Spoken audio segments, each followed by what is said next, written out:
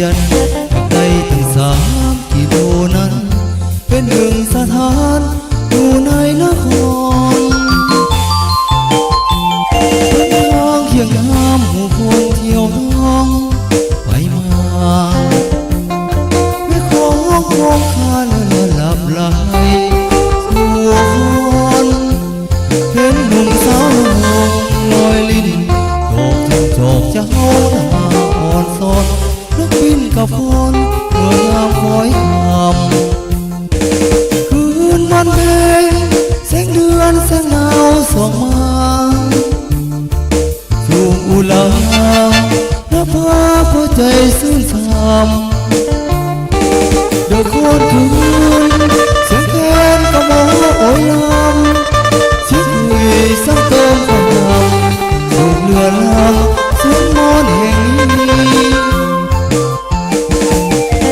เคยได้มาติดตาฝันก็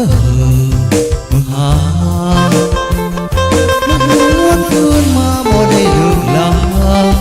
ดิกนี้แม้เกิดสักใดขอจงอยู่ในถิ่นฐานมันแห่งนี้ถึงสูญชีวิตจะมอขอ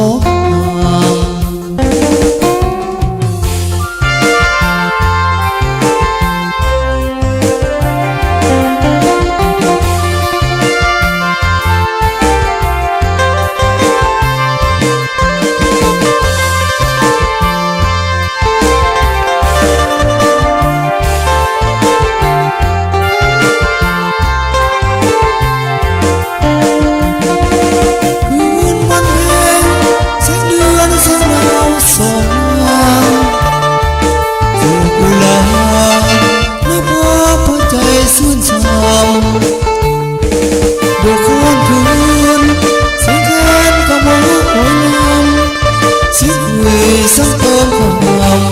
ถูกเรือลำสวนมนแห่งนี้ใครเคยได้มาติดตาฝันก็เมื่อหาเมื่อหวนคืนมาบ่ได้เลิกลาอีกนี้แม้เกิดสักใด